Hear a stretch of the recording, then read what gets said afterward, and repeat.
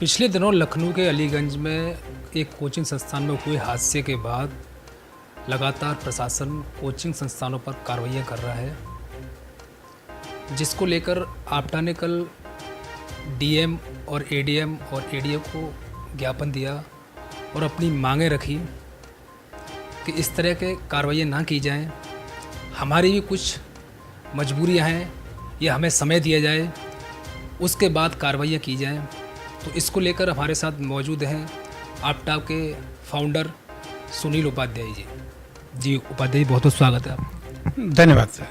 जी, क्या मांगे हैं आपकी, क्या चाहते हैं आप प्रशासन से, किस तरह की? सबसे पहले मैं डॉक्टर सुनील उपाध्याय आपटा परिवार की तरफ से उन 15 विद्यार्थियों जो अब हमारे बीच नहीं रहे, लखनऊ अलीगंज हादसे के शिकार हो गए, इस पर अपनी संवेदनाएं और दुख व्यक्त करता हूं। अब बात करते हैं लोक भारती चैनल की। आपके चैनल ने इस मुद्दे को उठाया, इसलिए आपके चैनल को बहुत बहुत धन्यवाद, आभार। सर, आप एक तरफ लखनऊ हादसे पर दुख जता रहे हैं, दूसरा इस तरह की जो कार्रवाइयाँ हो रही हैं उसका विरोध कर रहे हैं, ऐसा क्यों सर? कार्रवाइयाँ हो रही हैं, हमारा कार्रवाई पे विरोध नहीं है, लेकिन एक घटना के बाद पूरे समाज को दोषी ठहरा दिया जाए, ये गलत है। कानून की प्रक्रिया में सबको आना चाहिए, जो नहीं है उनको आने के लिए समय देना चाहिए। हम कार्रवाई के विरोध में नहीं हैं, लेकिन किसी बिल्डिंग का बिना फिजिकल नेचर किए हुए उस बिल्डिंग को बाहर से सीज कर जाना और ये अनुमान लगाना कि यहाँ 2 गेट नहीं है, एग्जिट एंट्रेंस अलग नहीं है, तो ये परिकल्पना है, इसका तो विरोध करेंगे, क्योंकि कोई कानून से बढ़ के तो नहीं है ना। कितने कोचिंग संस्थान हैं जिन पर इस तरह की कार्रवाइयाँ हुई हैं कि बिना चेकिंग के उनको सील कर दिया गया? अभी जो मेरे संज्ञान में आया है, आगरा में 5 और 6 कोचिंग सेंटर्स ऐसे हैं जिनको सीज कर दिया गया बिना नेचर किए हुए। सबसे पहले केमिस्ट्री गुरु, जिसके डायरेक्टर संतोष गुप्ता सर, समर वैकेशन चल रही हैं, वो अपने छुट्टी करके बाहर गए थे और जब वो बाहर आए घूमकर 2 दिन बाद, तो उन्हें मालूम पड़ा कि उनकी कोचिंग सीज हो गई है। ताला लगा था, चाबी उनके पास थी और विद्यार्थी भी नहीं थे। बस अनुमान लगा लिया गया कि वहाँ 2 डोर हैं, नहीं है, और फिर इसे सीज कर दिया गया। क्या ये गलत नहीं है? क्या शिक्षक को समय नहीं दिया जाना चाहिए? कानून के प्रोसेस में उन्हें लाने के लिए हमारी मांग जो है वो ये है कि जो डेंजर जोन में शिक्षण संस्थान है, वहाँ पर शिक्षण कार्य रोककर सेफ्टी नॉर्म्स को पूरा कराया जाए।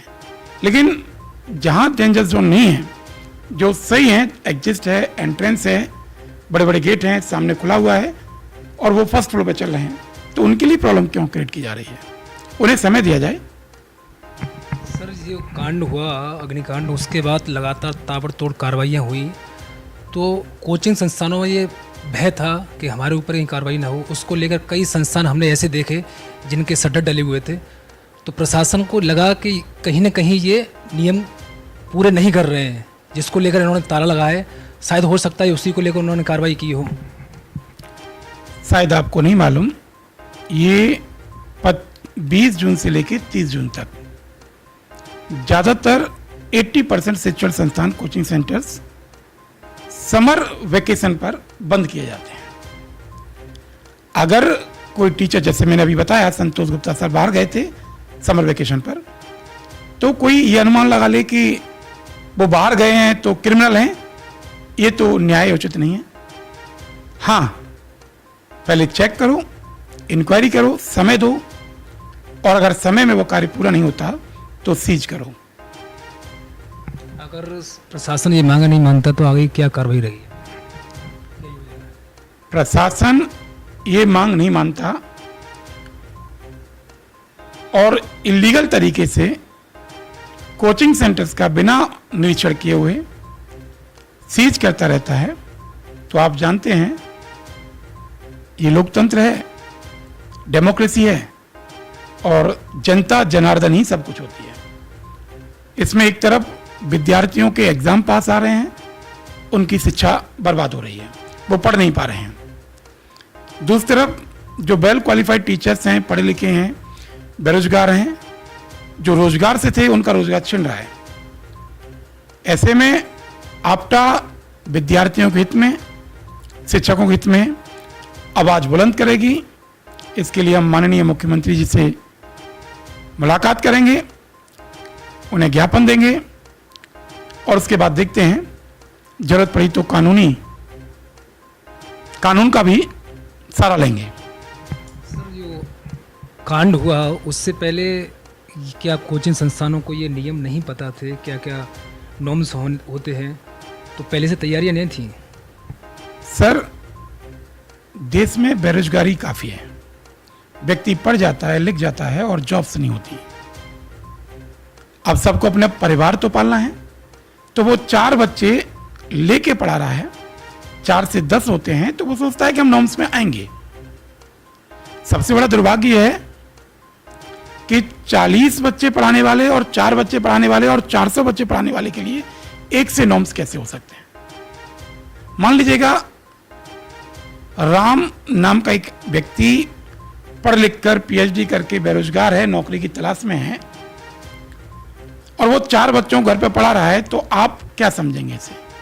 उसको आप फायर सेफ्टी के लिए कहेंगे, आप उसको रजिस्ट्रेशन के लिए कहेंगे और जरूरत पड़ने पर उसके घर को सीज कर जाएंगे। सर, थोड़ा सा वेरिएशन कीजिएगा। 800 बच्चे पढ़ाना अलग बात है, सरवाइव करने के लिए अब जो बल्क में बच्चे पढ़ा रहे हैं उनके पास रजिस्ट्रेशन थे, फायर सेफ्टी है, लेकिन जो नहीं पढ़ा रहे, 4-5 बच्चे पढ़ा रहे हैं, वो बंद करेंगे। वो डर गए बेचारे, वो नहीं जानते हो क्या रहा है। और वैसे भी सर 2 गाड़ियां चल रही हैं, ट्रेन, अब कोई ट्रेन का हादसा हो जाता है, दुखद है, नहीं होना चाहिए। इसका रिपीटेशन ना हो, इसके बारे में विचार करना चाहिए, ना कि पूरी ट्रेन को ही बंद कर दो। क्या ये देश कोचिंग सेंटर्स बंद की तरफ नहीं जा रहा? शिक्षा बंद हो जाएगी तो विकास कैसे होगा? पूर्व प्रधानमंत्री श्री अटल बिहारी वाजपेयी ने क्या कहा था? स्वरोजगार। स्वरोजगार का मतलब समझिएगा, पढ़े लिखे व्यक्ति के लिए स्वरोजगार का मतलब है जिस लायक वो है वो काम करे।